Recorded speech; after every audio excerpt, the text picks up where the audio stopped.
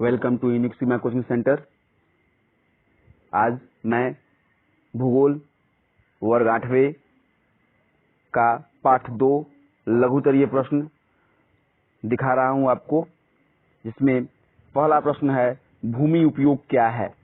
भूमि उपयोग अर्थात जैसा कि इसके नाम से ही मुझे ऐसा अर्थ स्पष्ट हो रहा है कि जो जमीन है, जो धरती है, धरातल, इसको मनुष्य अपनी आवश्यकता अनुसार जिस तरीके से उपयोग में लाते हैं, भूमि उपयोग कहलाता है।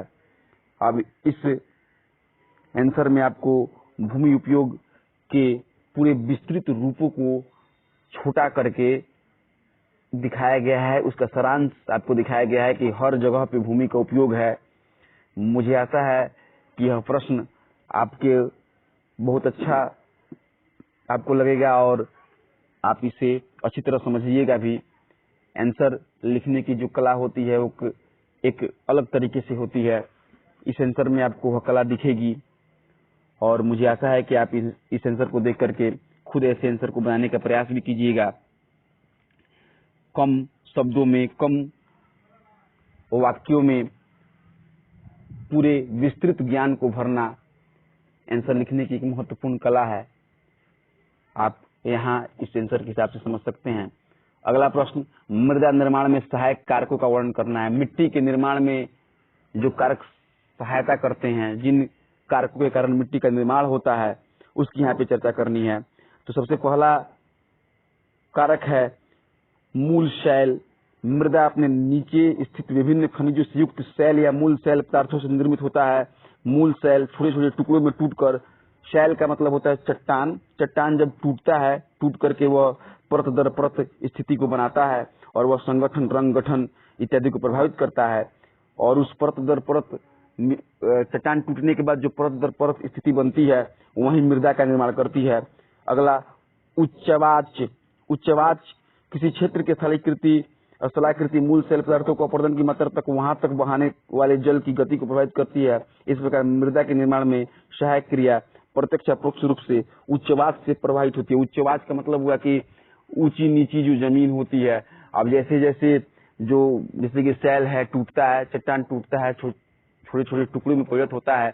पानी के द्वारा जब उसे बहाया जाता है तो वह परत दर परत ऊपर से नीचे आते हुए, जिस तरीके से सीढ़ी होता है, सीढ़ी पर जब पानी बहता है वह मिट्टी के कणों को लेकर आता है, तो हर पैदान पर जो है कुछ न कुछ मिट्टी को रोकते हुए आगे बढ़ता है। उसी प्रकार यहाँ उच्चवाच जो है मिट्टी को बनाने में बहुत अधिक कार्यरत होती है। समय भी बहुत ही महत्वपूर्ण कारक है मृदा को बनाने में। धीरे धीरे कुछ समय बीत जाने के बाद मृदा का निर्माण होता है। यह बहुत ही लंबी प्रक्रिया होती है और लंबे समय में यह कार्य पूरा होता है। जलवायु भी मृदा के निर्माण में अत्यंत सहायक कारक है। जलवायु के कारण, जैसी जलवायु होती है वैसी मृदा के निर्माण की स्थिति उत्पन्न होती है। वनस्पति और जीव, जहाँ मृदा का निर्माण होता है वहाँ का वनस्पति, वहाँ के जीव, मृत पेड़ पौधे, मृत जीव जंतु, ये सब के सब मृदा के निर्माण में अत्यंत महत्वपूर्ण योगदान देते हैं, जिसे आप इस आंसर के माध्यम से समझकर याद कर सकते हैं और इसके माध्यम से मिट्टी के निर्माण की प्रक्रिया को समझ सकते हैं। अगला प्रश्न है भूमि उपयोग को प्रभावित करने वाले कारकों को लिखें। भूमि का उपयोग जो है वह 2 कारणों से प्रभावित होता है। प्राकृतिक कारण, प्रकृति भी भूमि का उपयोग करती है और मनुष्य भी भूमि का उपयोग करता है। प्रकृति अपने स्तर पर भूमि का उपयोग करके जंगल बनाती है, नदियां बनाती हैं, पहाड़ बनाती है, और मनुष्य जो है भूमि का उपयोग कर अपने लिए मकान, होटल, यातायात के साधन वगैरह वगैरह बनाते हैं। इसका चर्चा ऊपर किया गया है। अगला प्रश्न, ऋतु क्षरण से आप क्या समझते हैं।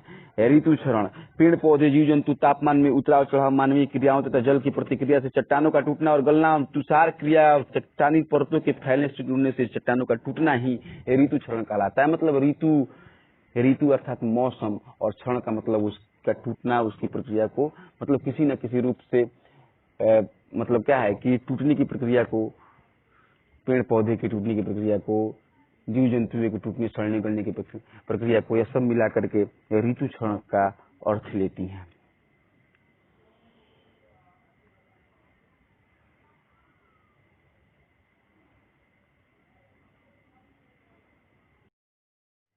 Welcome to unique sigma coaching centre.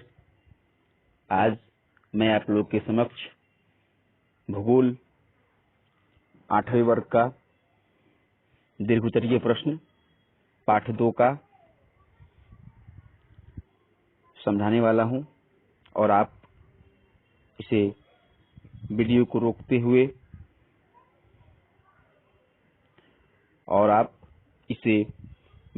रोकते हुए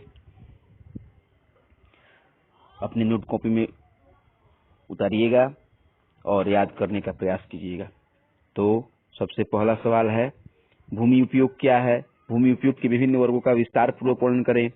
भूमि उपयोग अर्थात जो जमीन है, जो भूमि है, उसका उपयोग, उसको हर हाल में उपयोग पे लाना, इंसान अपने दिमाग का इस्तेमाल करते हुए धरातल का इस्तेमाल अपने जरूरतों को पूरा करने के लिए करता है। तो जो भी भूमि से सहायता मिलती है इंसानों को, भूमि अपने जीवन को जीने के लिए जो भी प्रक्रियाएं करता है, जिसके माध्यम से भूमि उपयोग में आती है, भूमि उपयोग कहलाता है।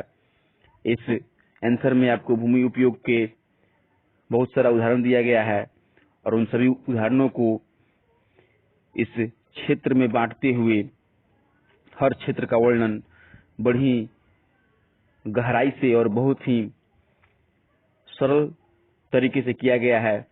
हमें आशा है कि आप इन स्थितियों को समझते हुए, इस आंसर के पॉइंट को देखते हुए आप भूमि उपयोग और उसके क्षेत्रों को आसानी से समझेंगे और यह चीज आपके दिल और दिमाग पर हमेशा छाया रहेगा। और इसमें अस्थायी चारागाह भूमि अर्थात ऐसी भूमि जहाँ पे जिस पर चारागाह की व्यवस्था की गई हो, पशुओं को चराने की व्यवस्था की गई हो, शुद्ध कृषित भूमि जहाँ खेती बाड़ी की जाती हो। मृदा निर्माण की प्रक्रिया को स्पष्ट कीजिए। मृदा निर्माण किस तरीके से होता है, इसके बारे में इस प्रश्न में चर्चा किया गया है कि मिट्टी का निर्माण किस तरीके से होता है। तो सर्वप्रथम अपक्षय की प्रक्रिया के कारण मिट्टी का निर्माण शुरू होता है।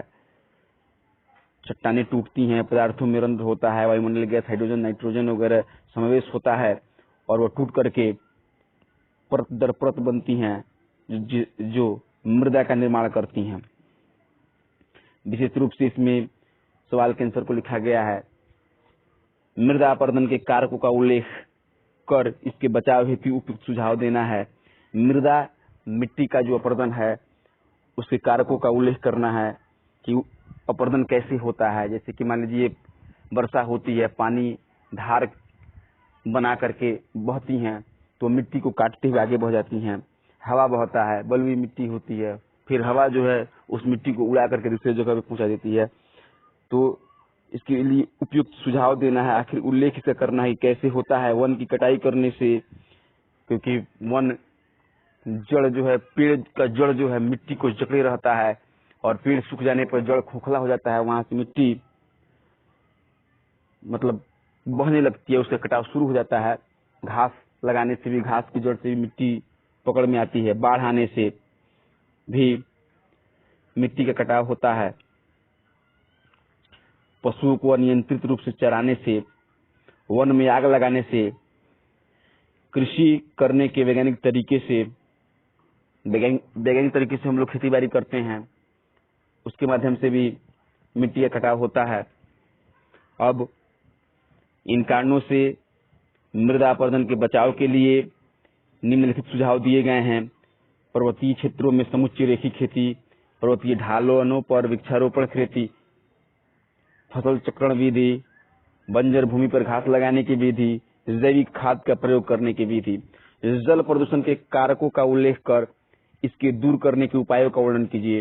जल प्रदूषण, जल जो है हमारे लिए अत्यंत जरूरी पदार्थ है, जिसके माध्यम से हम अपना जीवन सुखी पूर्वक और संतुष्ट पूर्वक व्यतीत करते हैं। और वही जल आज निम्नलिखित कारकों से प्रदूषित हो रहा है, जो हमारे लिए बहुत ही खतरे की बात है। घरेलू कूड़ा करकट की वजह से, औद्योगिक अपशिष्ट पदार्थों की वजह से, उद्योगों में जो अपशिष्ट पदार्थें निकलती हैं उसके माध्यम से भी जल प्रदूषित हो रहा है। नगरीय क्षेत्रों का दूषित जल, नगर के क्षेत्रों में जो जल दूषित हो रहा है उसके माध्यम से भी जल प्रदूषण हो रहा है। और इन्हीं सभी कारणों से, प्रदूषण की वजह से ही बहुत सारी समस्याएं भी उत्पन्न हो रही हैं और अन्य प्रकार की बीमारियां भी उत्पन्न हो रही हैं। जल गंदा हो रहा है, गंदा होने से जो है उसमें कीटाणु विषाणु वगैरह पैदा हो रहे हैं, जिसके कारण जो है हमारे शरीर में अनेकों प्रकार के रोग हो रहे हैं और उन रोगों से बचाव के लिए हम लगातार परेशान रह रहे हैं। अब इन जल प्रदूषण को रोकने का उपाय दिया गया है कि जल को प्रदूषित करने से कैसे रोका जाए। यहाँ पे 3 पॉइंट दिए गए हैं, आप इन 3 पॉइंटों को देखिए, समझिए और सिर्फ आंसर को लिखिए और याद मत कीजिए, समझने का भी प्रयास कीजिए और इसको अपने जीवन में भी लाने का प्रयास कीजिए।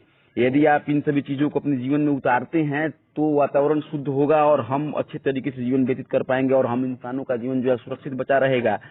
अगला सवाल है, जल संकट क्या है? जल संकट के लिए जिम्मेवार कारकों का उल्लेख करें। जल संकट एक बहुत ही भयावह स्थिति है जिसके कारण जो है जल समाप्त हो जाने के बाद इंसानों के ऊपर संकट मंडराने लगेगी और इंसान जो है उन संकट में फंस करके अपना अस्तित्व खो देगा। अर्थात इस आंसर में आपको जल की स्थिति को दिखाया गया है कि जल की मात्रा में होने वाली कमी को जल संकट कहा जाएगा और इसके लिए जिम्मेवार कारक यहाँ पे दिखाए गए हैं कि आप जल संकट का कारक कौन है, आप उन कारकों से कैसे बचा सकते हैं अपनी सृष्टि को। देखिए, सबसे पहले अगर कारक पता लग जाएगा कि किन कारणों से जो है यह पर कोई समस्याएं होती हैं, तो इन कारणों को यदि हम दूर करते हैं तो वह समस्याएं भी दूर आसानी से हो जाएंगी। जल का प्रदूषित होना कारण में आता है जल का असमान वितरण। जल संकट असमान वितरण भी कारण में आता है। जल संकट को दूर करने का बहुत ही सुंदर और सरल उपाय आपको दिए गए हैं। यहाँ पे सभी पॉइंटों को आप याद करके अपने दिमाग में बैठा सकते हैं। छत का वर्षा जल का संग्रहित करना, जल का समुचित उपयोग करना, इन सभी स्थितियों से जो है जल संकट से इस सृष्टि को बचाया जा सकता है। अगला प्रश्न, भारत में पाई जाने वाली मृदाओं का संक्षिप्त वर्णन कीजिए। भारत में पाए जाने वाले प्रमुख मृदाएं इस प्रकार है। मृदाओं के प्रकार का यहाँ पे वर्णन करना है। मृदाएं जो है भारत में कई प्रकार की होती हैं। सबसे पहला जलोढ़ मिट्टी, इस मिट्टी का विस्तार उत्तर भारत के मैदानी, दक्षिण भारत तटीय मिट्टी से है। यह मुख्यतः नदियों द्वारा प्रभावित की गई मिट्टी है। इस मिट्टी में पोटास, चूना प्रचुर मात्रा में पाया जाता है तथा फास्फोरस और नाइट्रोजन की जीवांश की कमी होती है। लाल मिट्टी का विस्तार 18.6% भूभाग पर है। लेटराइट मिट्टी, मरुस्थलीय मिट्टी, ये मिट्टी अलग अलग प्रकार की मिट्टी हैं जो अलग अलग कार्यों के लिए विशेष रूप से जानी जाती हैं और इनकी विशेषताएं भी अलग होती हैं और यह अपने आप में किसी न किसी फसल के लिए या किसी न किसी कार्य के लिए मुख्य रूप से आवश्यक हैं। पर्वतीय मिट्टी, और इस तरीके से आज का यह वीडियो जो आपके समक्ष था बहुत ही जरूरी वीडियो था और मुझे आशा है कि आप इन प्रश्नों को देख करके अपने पर्यावरणीय ज्ञान को बढ़ाइएगा और यह सिर्फ एग्जाम के दृष्टिकोण से ही नहीं, आपके जीवन के दृष्टिकोण से भी बहुत ही मूल्यवान है और मुझे आशा है कि आप सिर्फ इसे पढ़े नहीं, अपने जीवन में उतारने का प्रयास करें। धन्यवाद।